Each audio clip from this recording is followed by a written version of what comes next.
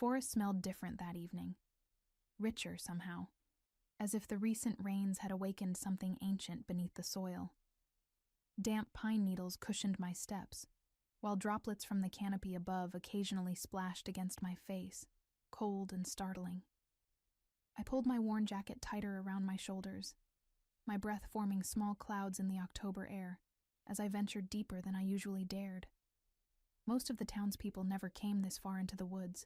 They clung to their small, safe lives within Highland Falls, a place where generations had been taught to respect boundaries, especially the one marked by the moss-covered stone wall I'd just climbed over.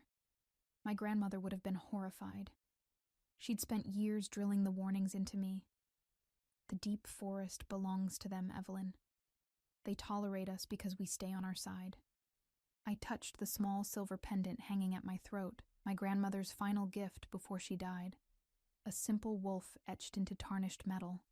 Respect them, she'd whispered, pressing it into my palm, but never forget they are wild at heart. No matter how human they may seem, I'd nodded, though I'd never actually seen one of them in human form. Few in town had. They kept to themselves, these werewolves who ruled the vast territories beyond our modest human settlement. I wasn't supposed to be here, stepping over their invisible borders, trespassing where humans were forbidden. The council meeting tonight had made that abundantly clear. I'd sat in the back of the town hall, practically invisible as always, listening to Mayor Donovan's dire warnings about increased wolf activity. His voice had trembled slightly when he'd mentioned rumors of a new Alpha King, one more powerful and less tolerant than his predecessor. The treaty has kept us safe for generations, he'd reminded everyone, his jowls quivering with each emphatic word. But treaties are only as strong as the respect shown by both sides. No one had bothered to ask my opinion. Why would they? I was just Evelyn Morris, the quiet librarian who lived alone in her grandmother's cottage at the edge of town. The invisible woman who spoke to books more comfortably than people. The strange one with the too pale hair and odd, amber-flecked eyes that made people look away uncomfortably. I existed on the periphery of Highland Falls, just as the town existed on the periphery of the werewolf kingdom. The weak whimpering sound nearly stopped my heart when I first heard it. I froze, my body instantly alert to the possibility of danger. It came again, not threatening, but pitiful. Something small and in pain. I followed the sound off the narrow deer path I'd been traveling, pushing through a tangle of blackberry bushes that tore at my clothes and scratched my hands. In a small clearing, barely visible in the fading twilight, I found them. 3 tiny wolf pups huddled together against the hollow base of an ancient oak tree. Even to my untrained human eyes, they were clearly not normal wolves. Their bodies were slightly larger than regular wolf cubs should be, their fur richer and more varied in color patterns. 2 were a deep russet brown, while the third, the smallest, was nearly black, with a single white marking on his chest. "Oh," I whispered, dropping to my knees a few feet away. The smallest one raised his head and whimpered again. All 3 looked malnourished, their small sides heaving with each breath. "Where is your mother?" I scanned the clearing nervously. A mother wolf, especially a werewolf, would never abandon her young unless something terrible had happened. I remembered the whispers in town about increased hunter activity, despite it being expressly forbidden by the treaty. Some humans, it seemed, couldn't resist testing boundaries. I should have turned back then. Should have reported this to someone with authority. Instead, I shrugged off my backpack and reached for the sandwiches I'd packed for my solitary dinner. "Are you hungry, little ones?" I whispered, tearing the bread and meat into tiny morsels. It's not much, but it's something. The smallest one, the black pup, crawled forward first, his tiny legs trembling with the effort. His eyes met mine, intelligent, assessing, and most disturbingly, understanding. Not animal eyes at all. "It's okay," I murmured, keeping my movements slow and non-threatening. "I won't hurt you." The pup sniffed at my offering, then delicately took it from my fingers. The other 2 watched their sibling carefully before hunger overcame caution, and they too crept forward. I fed them bit by bit, careful not to give too much too quickly. They were desperately hungry but still weak. "What happened to you?" I asked softly, knowing they couldn't answer but unable to stop myself. Where is everyone who should be protecting you?" The wind shifted suddenly, and the pups froze, their ears perking up simultaneously. The hair on the back of my neck stood up seconds later as a low growl vibrated through the clearing, a sound so deep and threatening it seemed to resonate in my very bones. I turned slowly, my heart hammering against my ribs, to find myself staring into the eyes of the largest wolf I'd ever seen. He stood at the edge of the clearing, a massive creature with silver-gray fur that seemed to absorb the fading light. His shoulders alone were level with my chest, even though I remained kneeling. But it was his eyes that paralyzed me. Midnight blue, intelligent, and burning with a cold fury that was unmistakably human in its intensity. The Alpha. It could be no one else. I should have cowered, should have shown submission or fear. Instead, something in those intelligent eyes sparked defiance in me. "They were starving," I said, my voice surprisingly steady. Someone had to help them. The great wolf's growl deepened, and behind me, I heard the pups whimper and shuffle back against the tree hollow. The Alpha took a step forward, his massive paw pressing into the soft earth, leaving an imprint that could easily cover my entire hand. This close, I could smell him. Pine and earth and something wilder, like ozone before a storm. "I meant no disrespect," I continued, still holding his gaze, though every instinct screamed to look away. But they needed help, and no one was here. Something shifted in his expression. Surprise, perhaps, that a human would dare speak to him this way. For a moment, the clearing was utterly silent, save for the rapid beating of my heart and the soft whimpering of the pups. Then the air around him seemed to shimmer and distort, like heat waves rising from summer pavement. I gasped as his form began to change, bones cracking and reforming with sickening sounds that made my stomach lurch. The transformation took less than 30 seconds, yet it felt like hours as I watched fur recede, limbs elongate, and features shift from wolf to man. Where the wolf had stood now knelt a man, naked, powerful, and radiating a barely contained violence. He rose to his full height, well over 6 feet of corded muscle and predatory grace. His hair retained the silver gray of his wolf, though it was streaked with darker shades of black near his temples. His face was all hard angles, high cheekbones, strong jaw darkened with stubble, and those same midnight blue eyes now set in a human face but no less wild. "You," he said, his voice a rough growl that still held echoes of the wolf, "have crossed into my territory, human. You have touched my brother's children without permission. Give me one reason why I shouldn't tear out your throat where you kneel." My mouth went dry. "Your brother's children?" His lip curled, revealing teeth that seemed too sharp for a human mouth. "My brother and his mate were killed 3 days ago by human hunters. I've been tracking the killers since then. I returned to find..." His gaze shifted to the pups, and something like grief flickered across his features before the mask of rage returned. "And now I find a human feeding them. Perhaps the same human whose kin murdered their parents. No." The word burst from me with such force that even he seemed startled. "I would never. I didn't know. They were alone and hungry. I was just trying to help." He stalked forward, each movement fluid and threatening, until he loomed over me. "Help? You humans only help yourselves. Your kind has broken the treaty time and again, yet we have shown restraint. But this," he gestured toward the pups, "this will not stand unanswered." "The treaty works both ways," I said, surprising myself with my boldness. "If humans killed werewolves, they should be punished according to our laws. But don't condemn an entire town for the actions of a few. These pups needed immediate help, and I gave it. Would you rather I had left them to starve while justice was being arranged?" He crouched down suddenly, bringing his face level with mine. This close, I could see flecks of silver in his blue eyes, and the faint scar that ran along his right jawline. "What is your name, human?" he demanded. "Evelyn," I answered, refusing to look away. "Evelyn Morris." "Well, Evelyn Morris," he said, my name sounding strange in his deep voice. "You've involved yourself in matters far beyond your understanding. These pups are royal blood, the future of our pack. Their father was my younger brother, which makes them my responsibility now." His eyes narrowed, And you, trespasser, are also now my responsibility."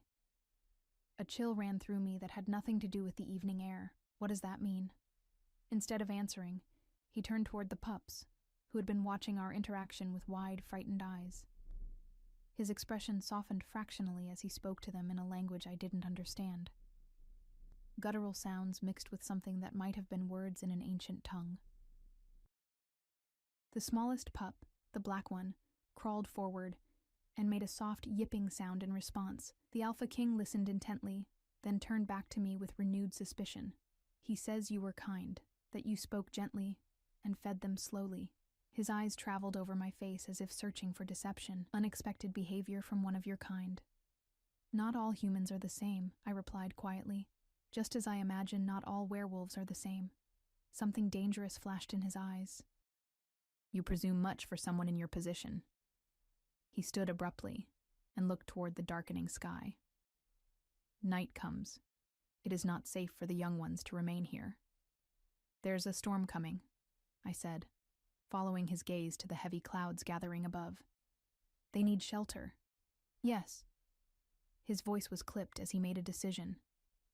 "They will return to the Packlands with me." I nodded and began to rise, thinking our strange encounter was concluding. "Then I should get back to town before—" "You misunderstand," he interrupted, his hand suddenly gripping my upper arm with impossible strength. "You're coming too." My heart stuttered. "What?" "No, I can't. You've seen the royal heirs. You've crossed into forbidden territory. And most damning of all," he added with a cold smile that never reached his eyes, "you've caught my interest, Evelyn Morris. In all my years, I've never met a human foolish enough to feed wolf pups, yet brave enough to look me in the eye afterward. Please," I whispered, real fear finally breaking through my facade of courage. "People will look for me."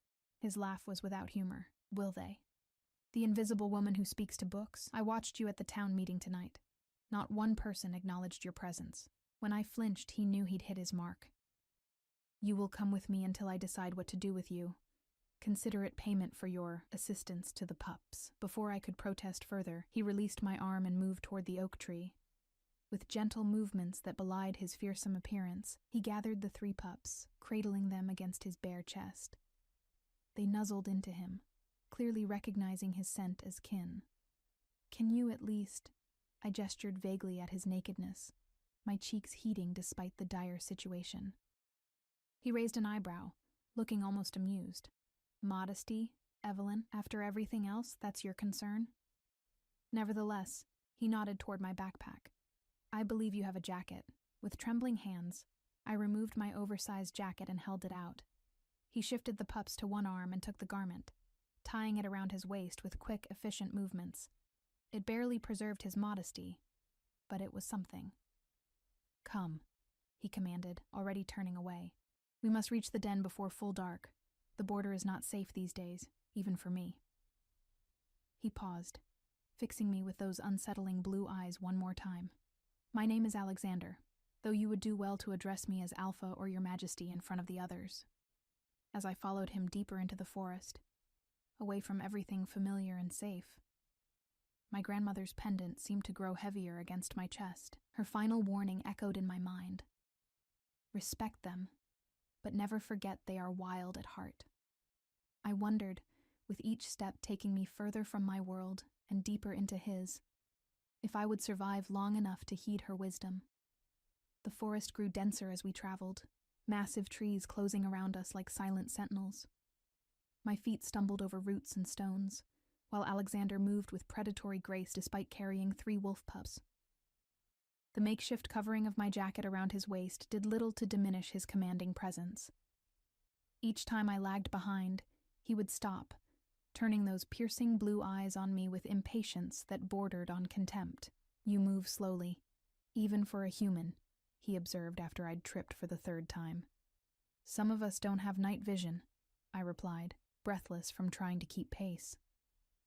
The darkness had become almost complete, with only slivers of moonlight penetrating the canopy above. He made a sound somewhere between a grunt and a sigh. "Take my arm," he said finally, shifting the pups to make room. "But be careful not to disturb them. They're finally resting." I hesitated before placing my hand lightly on his forearm. His skin burned hot against my fingertips, as if he carried a fever, though I suspected this was simply the natural heat of his kind. We walked in silence for what felt like hours, the only sounds our footsteps and the occasional soft whimper from one of the pups. Why were they alone?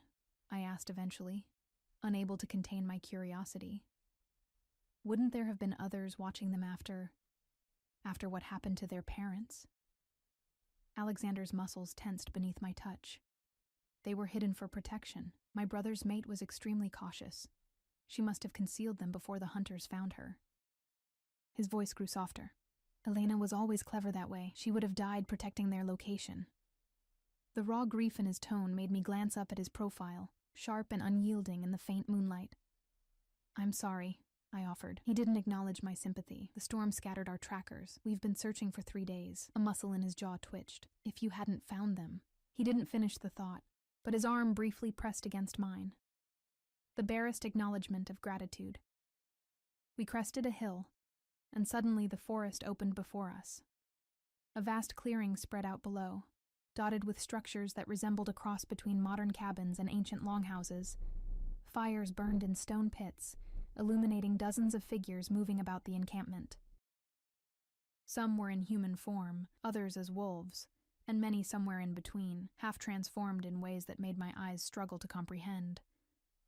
"Wolf's Haven," Alexander said, noting my awe, the heart of pack territory. As we descended toward the settlement, heads began to turn. Conversations halted, movement ceased, and dozens of eyes fixed upon us with expressions ranging from shock to outright hostility.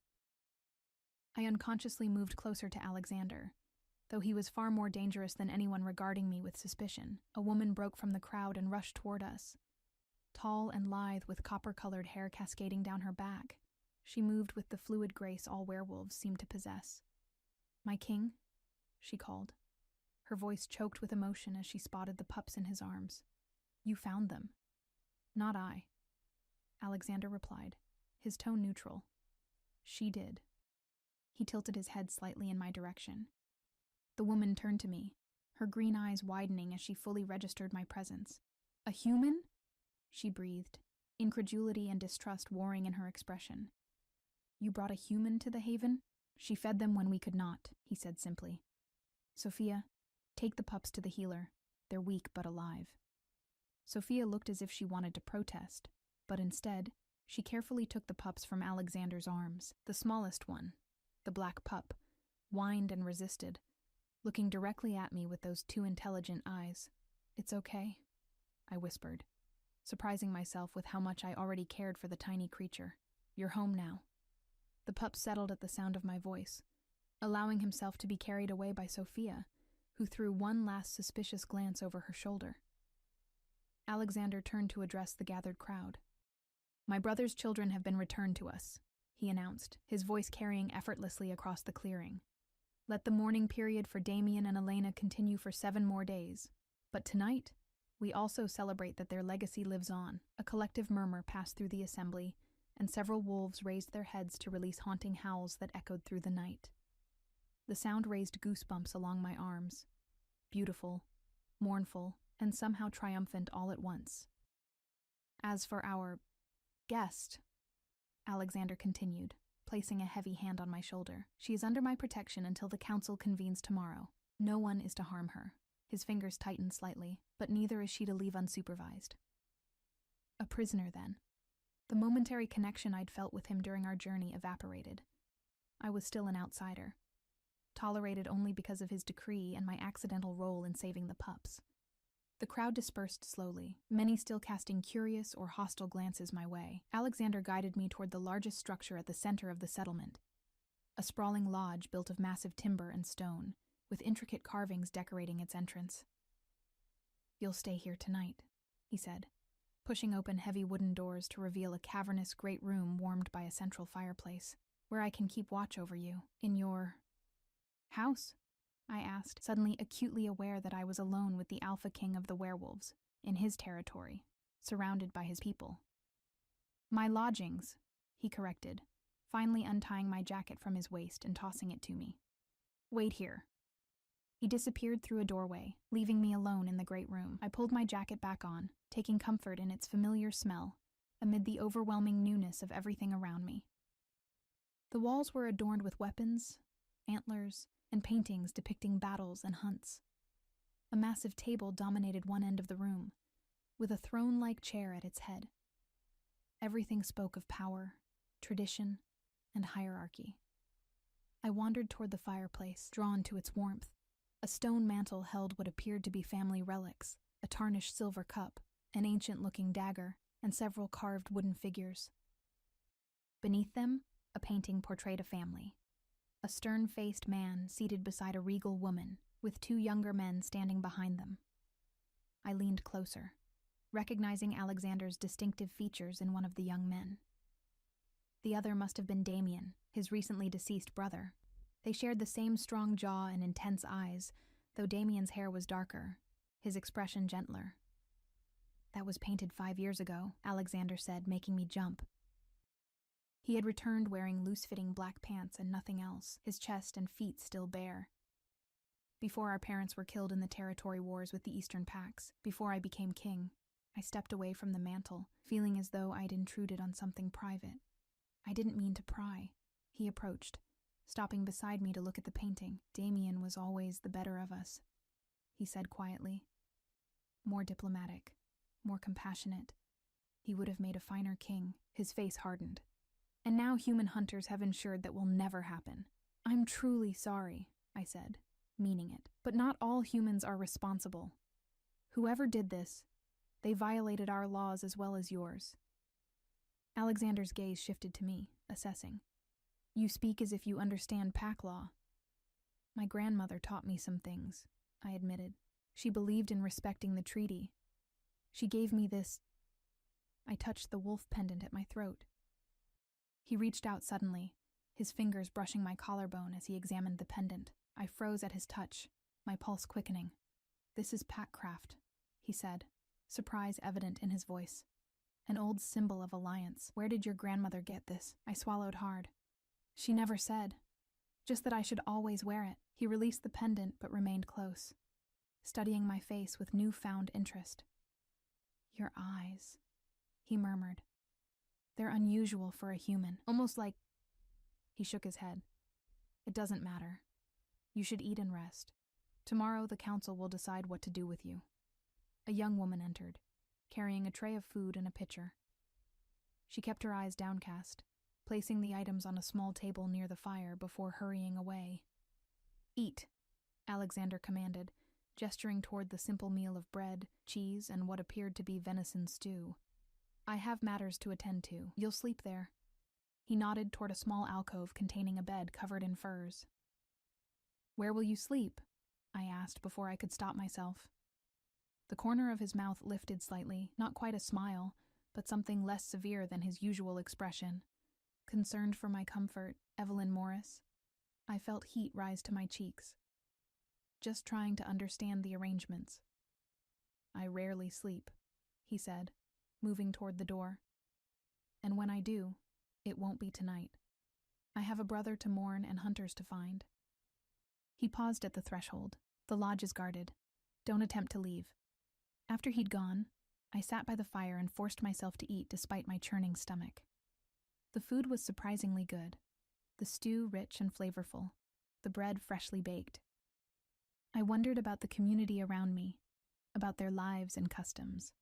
They seemed simultaneously primitive and sophisticated, living close to nature yet with clear hierarchies and traditions. I was examining one of the wooden carvings on the mantel when I heard a soft scratching at the door. Tensing, I considered ignoring it, but the sound came again, more insistent. When I cautiously opened the heavy door, I found myself looking down at the small black wolf pup, his tiny body trembling with either cold or fear. "How did you get here?" I whispered, glancing around for any sign of Sophia or other werewolves. The pup whined and took a tentative step forward. "You shouldn't be here," I told him, even as I knelt down. "You'll get us both in trouble." He made that same soft yipping sound from earlier in the forest, then nudged my hand with his cold nose. "Fine," I sighed, glancing around once more before quickly ushering him inside. But just until someone realizes you're missing. The pup seemed to understand, trotting happily toward the fire and settling on the warm stone hearth. I sat beside him, tentatively reaching out to stroke his soft fur. He leaned into my touch with a contented sound. "You need a name," I mused. "I can't just call you Pup forever." I examined his midnight black coat and the distinctive white marking on his chest, shaped almost like a crescent moon. How about Shadow? Too obvious? Maybe Midnight? The pup gave a disapproving snort. I laughed softly. "Okay, not Midnight. What about Crescent? For your marking?" His ears perked up and he tilted his head as if considering. Then he gave a soft yip that I chose to interpret as approval. "Crescent it is, then," I said, continuing to stroke his fur. "Though I'm not sure your uncle the Alpha King will approve of me naming you." As if summoned by my words, the door swung open. Alexander stood there, his massive frame filling the entrance, eyes immediately finding the pup by the fire. "I should have known," he said, his voice deceptively calm. "He's imprinted on you." "Imprinted," I echoed, my hand freezing on the pup's fur. "What does that mean?" Alexander strode into the room, the door closing heavily behind him. "It means he's formed a bond with you. Unusual, but not unheard of. Sometimes wolf pups connect with those who help them in moments of extreme vulnerability." He crouched beside us, studying the small black wolf. "He should be with his brothers, yet he sought you out." "I'm sorry," I said quickly. "I didn't encourage him." He scratched at the door, and "I'm not accusing you," Alexander interrupted, surprising me with his measured tone. "He made a choice. Our youngest ones often have instincts that even we don't fully understand." Crescent, though I didn't dare use the name aloud, looked between us, then deliberately pressed closer to my side. Alexander reached out, running a hand over the pup's head in a gesture that seemed almost tender. "Damien's youngest," he murmured. "Always the most willful of the three." His eyes met mine. "You named him already, didn't you?" I swallowed hard. I just needed something to call him. "And what name did you choose for a prince of the pack?" My cheeks warmed under his penetrating gaze. "Crescent, because of the marking on his chest." Alexander was silent for a long moment, his expression unreadable. Then, to my astonishment, he nodded. Fitting, simple, but with meaning. He stood, towering over us once more. "He can stay with you tonight. It may help him rest, which he desperately needs." "Thank you," I whispered, relieved to avoid confrontation. "Don't thank me yet, Evelyn Morris," he replied, moving to stand by the fire. The flames cast his features into sharp relief, highlighting the tension in his jaw. "Your presence complicates matters that were already complex. The council will not look kindly on a human knowing our secrets, regardless of your assistance with the pups." "What will they do?" I asked, trying to keep my voice steady. Alexander stared into the flames. "Some will call for your death. The old laws are clear about humans who trespass." When I inhaled sharply, he continued. "Others might argue for memory alteration, a process that would remove all knowledge of us from your mind, but such magic is imprecise. It often takes more than intended." "And what will you argue for?" I dared to ask. His eyes shifted from the fire to my face. "I haven't decided."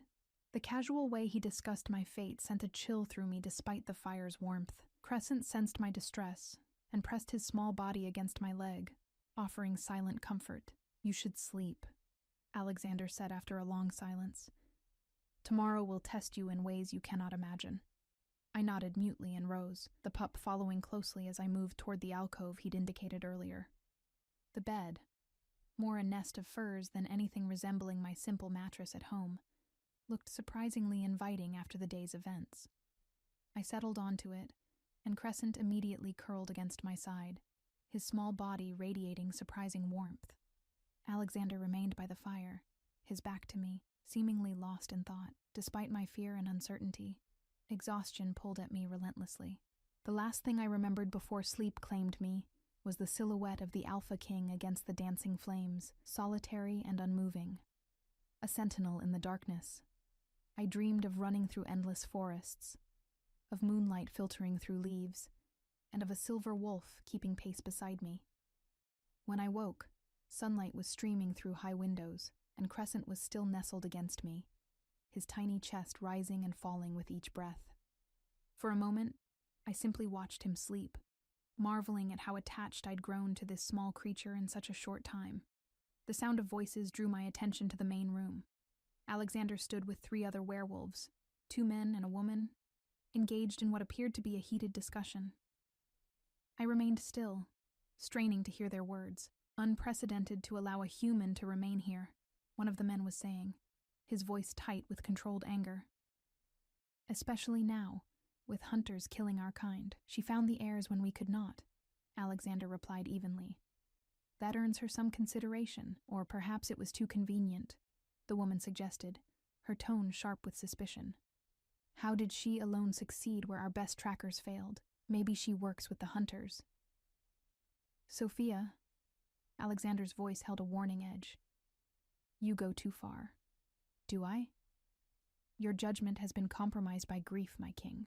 First your brother, then your parents. Loss has made you reckless. I felt a flare of indignation on Alexander's behalf, surprised by my own reaction. The woman, Sophia, who had taken the pups last night, was clearly challenging his authority.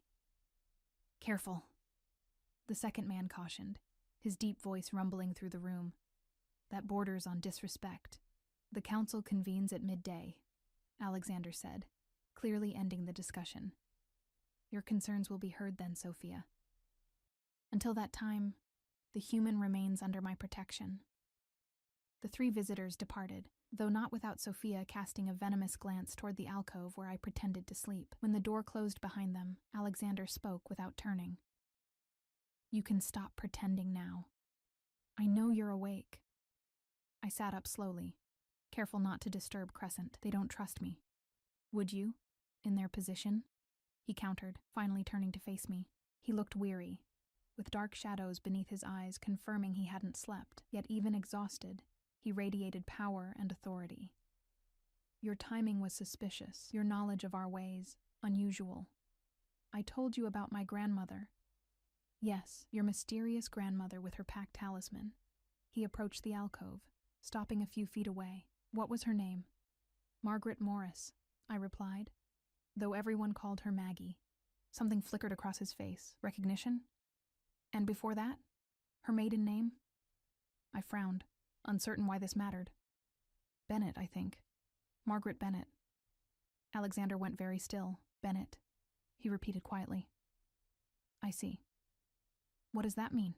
I pressed, growing frustrated with his cryptic behavior. Instead of answering, he gestured to a small table near the bed where fresh clothing had been placed. You'll need to change before the council.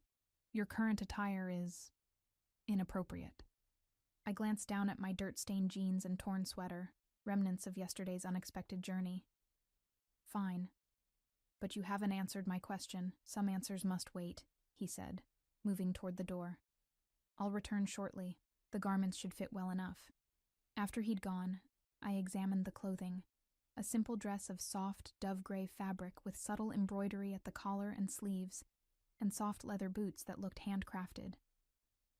They were beautiful in their simplicity, and nothing like the synthetic materials I was accustomed to wearing. Crescent woke as I dressed, stretching his small body with a yawn that revealed tiny, sharp teeth. He watched me curiously, head tilted to one side. What do you think? I asked him, smoothing the dress over my hips. Appropriate for a human-facing judgment? He gave a soft yip that I chose to interpret as approval. At least one of you seems to like me, I murmured, kneeling to scratch behind his ears. Though I'm not sure how much influence you have with the council. When Alexander returned, he paused momentarily upon seeing me in the pack clothing. Something unreadable passed through his eyes before his expression resumed its usual stoic mask. It suits you, he said simply, then gestured toward the main door. Come, it's time. Crescent immediately trotted to my side, clearly intending to accompany us. Alexander raised an eyebrow but didn't object. We exited the lodge to find the settlement buzzing with activity. Werewolves in various forms moved purposefully about their daily tasks, though all paused to watch as Alexander led me through the center of Wolf's Haven. I kept my head high despite the stares and whispers that followed us, drawing strength from Crescent's unwavering presence at my heels, and strangely enough, from Alexander walking beside me. Whatever his personal feelings toward humans, he had at least treated me with a measure of respect. We approached a structure that resembled an ancient amphitheater, a semicircle of stone seats surrounding a central speaking area. Already, dozens of werewolves were gathering, taking their places according to what appeared to be a predetermined hierarchy. Near the front sat 9 individuals on slightly elevated chairs, their posture and clothing marking them as leaders. "The Council of 9, Alexander explained quietly as we paused at the entrance. "Elders from each of the major bloodlines. They will hear your case and advise me on your fate." "And you?" I asked. "What's your role?" His mouth curved in a humorless smile. "I am Alpha King. Their advice holds weight, but the final decision is mine alone." That should have reassured me, but Alexander remained an enigma. I couldn't predict whether he would choose mercy or judgment. "Whatever happens," he continued, his voice dropping even lower, "show no fear. Wolves respect strength, even in those they consider enemies." Before I could respond, he guided me forward into the amphitheater. A hush fell over the assembly as we walked to the center. Crescent stayed pressed against my leg, his small presence oddly comforting. Alexander left my side to take a position on a stone dais overlooking both the council and the wider assembly. In that moment, with his broad shoulders squared and his head held high, he truly looked like a king, remote, powerful, and absolute. "We gather today," he began, his voice carrying effortlessly across the space, "to address a breach of our borders and our ancient laws." His eyes found mine briefly before scanning the crowd. 3 days ago, human hunters murdered my brother, Prince Damien, and his mate, Princess Elena, violating the treaty that has kept peace between our kinds for generations. Murmurs of anger rippled through the assembly. "Yesterday," Alexander continued, "this human woman, Evelyn Morris, crossed our borders and found what our trackers could not: the royal heirs, hidden by their mother before her death." The murmurs shifted, becoming more complex. Surprise, suspicion, and curiosity mingling in the crowd. She fed them when they were starving.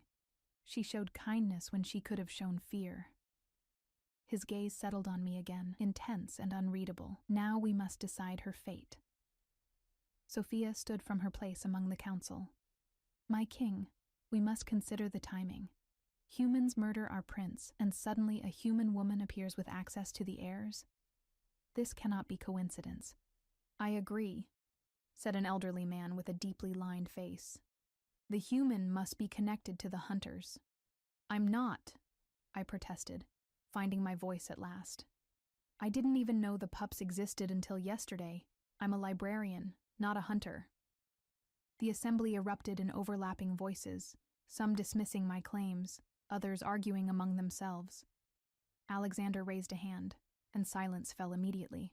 "The human will speak," he declared, "and you will listen." All eyes turned to me, dozens of gazes ranging from hostile to merely curious. Crescent pressed closer, and I drew strength from his silent support. "My name is Evelyn Morris," I began, my voice steadier than I felt. "I've lived in Highland Falls my entire life. I respect the treaty and the boundaries it establishes." I touched my grandmother's pendant. "I was taught to honor the old agreements between our peoples. When I found the Pups, I only wanted to help them. I had no idea who they were or what had happened to their parents." The oldest member of the council, a woman with silver hair and piercing amber eyes, leaned forward. "You wear our symbol," she noted, gesturing to my pendant. "How did you come by it?" "It was my grandmother's," I explained. "Margaret Bennett Morris. She gave it to me before she died and told me to always wear it." A ripple of whispers passed through the council at the mention of my grandmother's maiden name.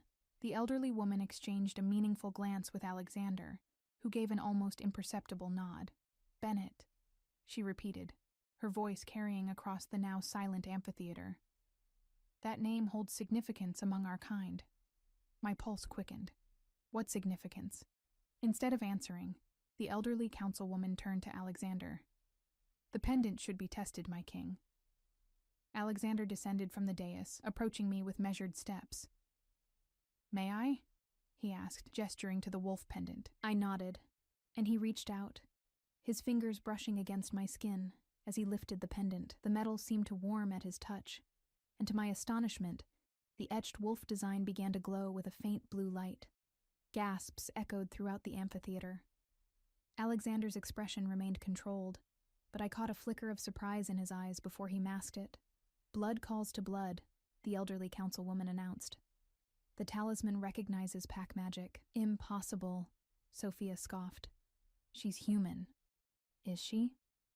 The elderly woman's gaze was penetrating as she studied me. "Maggie Bennett disappeared from our records 60 years ago. She was born to the Northern Pack, but left after the Great Schism. Some said she chose exile among humans." My mind reeled. "Are you suggesting my grandmother was a werewolf?" Alexander finished for me, still holding the glowing pendant.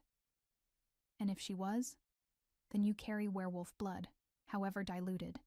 I shook my head in disbelief. "That's not possible. I would know if I—" "Not necessarily," the elderly councilwoman interrupted. "When our kind interbreeds with humans, the wolf gene often lies dormant for generations. It requires a catalyst to awaken. Extreme danger, proximity to powerful pack magic, or in rare cases, imprinting."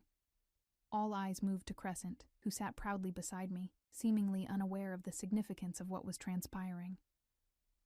"The heir has chosen her," a male council member observed. Perhaps he sensed what we could not. Alexander released my pendant, his fingers lingering for a moment against my collarbone. "This changes matters considerably," he said, addressing the council but looking directly at me. "If Evelyn carries Bennett blood, she falls under pack protection by ancient law." "A convenient claim," Sophia muttered, though loud enough for all to hear. "We have only the pendant's reaction as proof, and magic can be deceived." The elderly councilwoman narrowed her eyes. "What would you suggest, Sophia? That we execute a potential pack member without certainty? That has never been our way." "I suggest caution," Sophia replied. "Keep her confined until we can be sure of her loyalties and her bloodline. The royal pups are too valuable to risk based on supposition." Alexander turned to face the assembly, his decision apparently made. "Evelyn Morris will remain in Wolf's Haven under my direct supervision until the truth of her heritage can be determined. She will not be treated as prisoner, but as a protected guest." His tone made it clear this was not a suggestion, but a decree. "Furthermore, given the heir's imprinting, she will assist in caring for the royal pups alongside their designated guardians." Sophia's face tightened with displeasure, but she offered no further objection. The other council members nodded in acceptance of Alexander's ruling. "This assembly is concluded," Alexander announced. "Return to your duties. The hunt for my brother's killers continues, and our borders will remain on high alert." As the werewolves dispersed, Alexander placed a hand at the small of my back, guiding me away from the amphitheater. Crescent trotted alongside us, seemingly pleased with the outcome. "You knew," I accused once we were out of earshot of the others. "You suspected who my grandmother was from the moment I mentioned her name." "I had suspicions," he admitted. "The Bennett line was known for its seers and healers. They could often sense things others could not.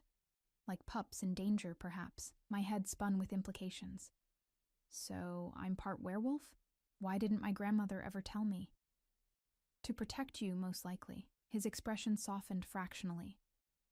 "Mixed bloods often face prejudice from both worlds, neither fully human nor fully wolf." We had reached a different building than his lodge, a smaller, stone structure with a thatched roof and windows filled with colored glass.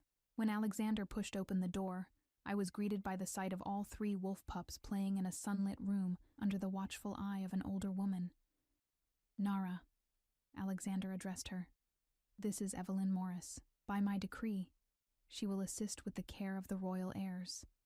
Nara studied me with keen interest, but no obvious hostility. "The human who found them. The pups have spoken of your kindness." At my startled expression, she smiled. "Yes, they communicate quite well, even before they master the shift, especially to those of us trained to listen." Crescent immediately bounded toward his brothers, engaging them in what appeared to be a wrestling match. The two russet-colored pups greeted him with enthusiasm before turning curious eyes toward me. "They're stronger today," I observed, relieved to see them playing with such energy. "Yes," Nara agreed. "They recover quickly, as the young do, but they still grieve. They know their parents are gone, even if they don't fully understand death." Alexander watched the pups with a somber expression. "They will learn all too soon what it means to lose family. For now, let them have their innocence." He turned to me. "You'll stay here with Nara. She will teach you what you need to know about caring for werewolf young. I have matters to attend to." "Alexander," I began, still struggling with all that had been revealed. "What happens if it's proven I have Bennett blood? What does that mean for me?"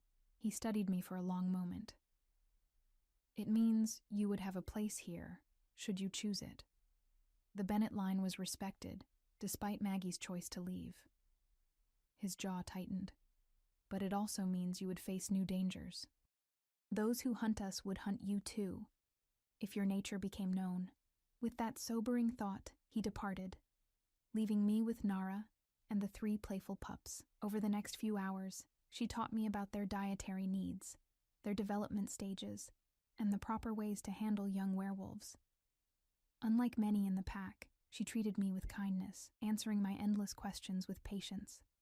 "They should have their first shift within a year," she explained as we watched the pups nap in a pile of soft blankets. "Earlier than most because of their royal bloodline. Crescent may be first, despite being the smallest. He has a strong spirit. Will they remember being pups?" I asked, gently stroking Crescent's sleeping form. "Some memories will remain, like dreams," Nara replied. "Emotions, rather than specific events. But they will recognize those who cared for them, who showed them kindness or cruelty." Her eyes, wise and knowing, studied my face. "He imprinted on you because he sensed something in you, perhaps the dormant wolf blood, perhaps simply a kindred spirit." As evening approached, Alexander returned, his expression grave. "The hunters have been tracked to a camp 10 miles south," he announced to Nara. "I'm gathering a party to confront them tonight." "Be careful, my king," she cautioned. "Humans who know how to kill our kind are dangerous enemies." His eyes shifted to me. "Not all humans, it seems." My cheeks warmed under his gaze. "Will you kill them, the hunters?" "Justice must be served," he replied, his voice hardening. "They murdered my brother and his mate. Pack law demands retribution." "And human law?" I challenged. "The treaty works both ways, Alexander. If you kill humans, even guilty ones, without involving our authorities, you risk breaking the peace." His expression darkened. "Do not presume to lecture me on the treaty, Evelyn. I have lived with its restrictions for decades." "Then you know I'm right," I persisted, rising to face him. "If these hunters acted alone, punish them according to both our laws. But if they're part of something larger, killing them might prevent us from discovering who sent them or why." Alexander stared at me, surprise evident in his features. Few, I imagined, dared to speak to the Alpha King this way. For a tense moment, I thought I'd overstepped disastrously. Then, unexpectedly, his lips quirked in the ghost of a smile. "You have your grandmother's fire," he observed. "Maggie Bennett never hesitated to speak her mind either, even to my father." The comparison startled me into silence. Alexander turned to Nara. "The pups will sleep in my lodge tonight. All of them." His gaze returned to me, "As will you. If you're to be under my protection, I prefer to keep you close."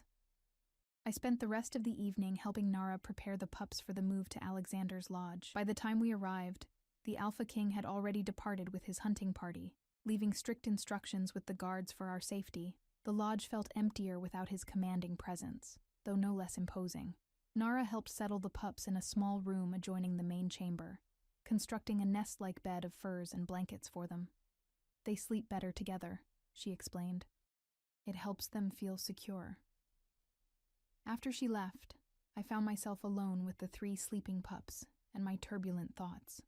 I paced the great room, examining the artifacts and paintings that told the story of Alexander's lineage. What did it mean if I truly carried werewolf blood? Could I somehow awaken abilities that had lain dormant my entire life? The possibility both terrified and exhilarated me.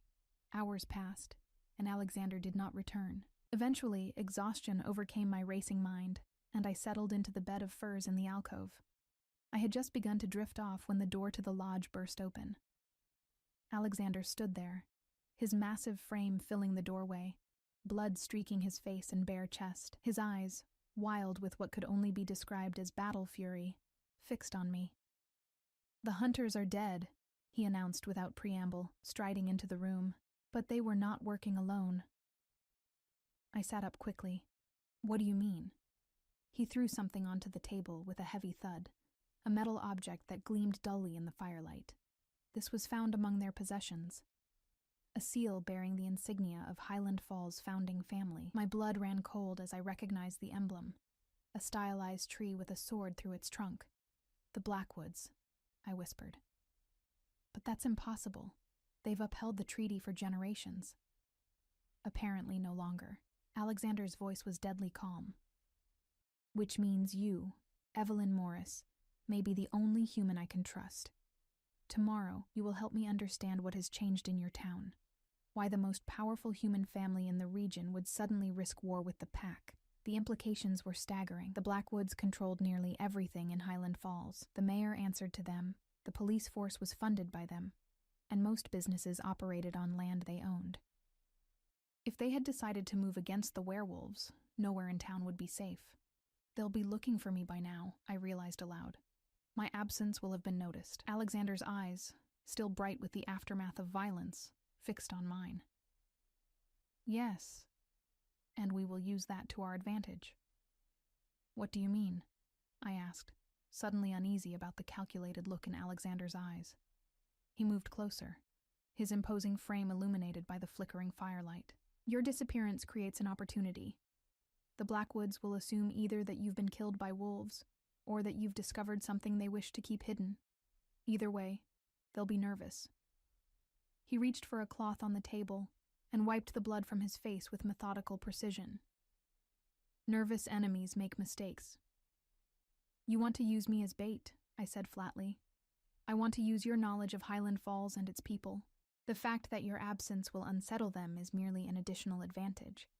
He discarded the bloodied cloth and fixed me with an intense stare.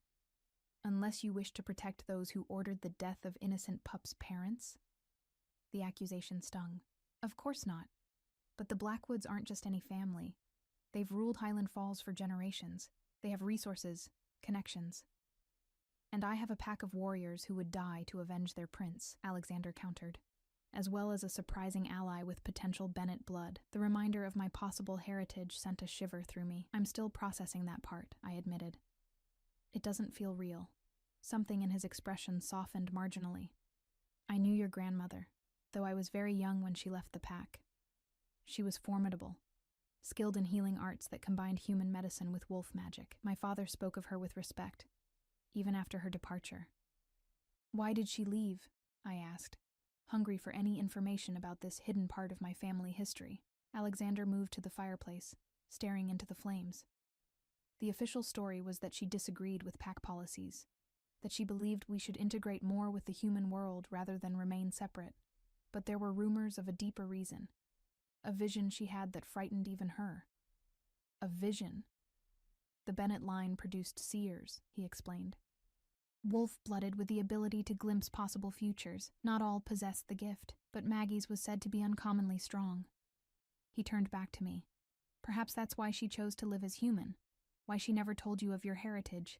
She may have seen something that made her believe it was safer." I thought of my quiet grandmother, who had taught me to respect the forest boundaries while simultaneously encouraging my independence. Had she known this moment would come? Had she prepared me in subtle ways I hadn't recognized? "What happens now?" I asked finally. "Now, you rest," Alexander replied. "Tomorrow, we begin to plan. If the Blackwoods are moving against the pack after centuries of peace, they must have a compelling reason. We need to discover what that is before more blood is spilled." He moved toward the door, clearly intending to leave again. "Where are you going?" I asked, surprised by my own reluctance to see him depart. "To check our defenses and brief the council. Recent events have made it clear that our borders are more vulnerable than we believed." He paused, studying me with those penetrating blue eyes. You're safe here, Evelyn. No one enters the Alpha's lodge without permission. After he left, I checked on the pups, finding all three still sleeping peacefully, unaware of the political machinations that would shape their future. Crescent had sprawled across his brothers, his small black form rising and falling with each breath. I gently stroked his fur, finding comfort in the simple contact. I'll protect you, I whispered, surprising myself with the fierce protectiveness I felt. Whatever happens, I'll keep you safe. Eventually, I returned to the alcove bed. But sleep eluded me. I lay awake, mind racing with everything I'd learned about my grandmother, about the Blackwood's betrayal, and about the increasingly complex Alpha King whose initial hostility had evolved into something more nuanced. When exhaustion finally claimed me, my dreams were filled with wolves running through moonlit forests and a pair of midnight blue eyes watching over me. I awoke to soft sunlight and the sensation of being watched. Opening my eyes, I found all three pups sitting beside my bed, their intelligent gazes fixed on me expectantly. Good morning to you too, I murmured, sitting up. Crescent immediately jumped onto the bed, nuzzling against my hand for attention. His brothers remained more reserved, but their wagging tails betrayed their excitement. Alexander's deep voice came from the doorway. They insisted on checking on you. Nara tried to keep them with her, but they were persuasive. I looked up to find him leaning against the frame, arms crossed over his chest. He had changed into fresh clothing, a simple black shirt and pants that nonetheless carried an air of authority. The blood and battle fury of the previous night were gone, replaced by cool calculation. They were worried about me? I asked, touched by the pup's concern. They formed an attachment, he confirmed, his expression thoughtful. Unusual, but not without precedent. Wolf pups sometimes bond with those who show kindness during formative moments. Crescent yipped in apparent agreement, causing me to smile despite the gravity of our situation. The two russet pups, emboldened by their brother's example, moved closer, allowing me to gently stroke their fur. Have you named the others as well? Alexander asked, the corner of his mouth lifting slightly. I felt my cheeks warm. In my head, yes. The larger one with the white paws, I've been calling Russet. And the one with the darker ears is Ember. To my surprise, Alexander nodded approvingly. Simple names with meaning, as before. They suit them. He straightened from the doorway. Come. We have matters to discuss, and the council awaits. After a quick meal and ensuring the pups were settled with Nara, I followed Alexander to a smaller building adjacent to his lodge. Inside, the Council of Nine had already gathered around a large table covered with maps and documents. They fell silent at our entrance, several members eyeing me with lingering suspicion. Counselors? Alexander acknowledged them, taking his place at the head of the table. He gestured for me to sit beside him, a move that clearly surprised the others. Evelyn will provide insight into Highland Falls and the Blackwood family.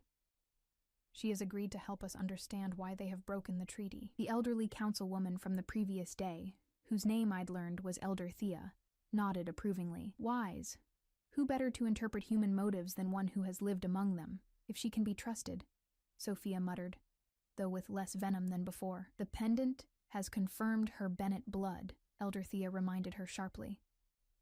And the heir has imprinted on her. That should be proof enough of her allegiance. Alexander raised a hand, silencing the brewing argument.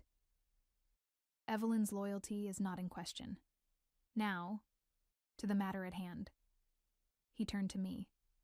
Tell us about the Blackwoods. What would drive them to act against the pack now, after centuries of upholding the treaty?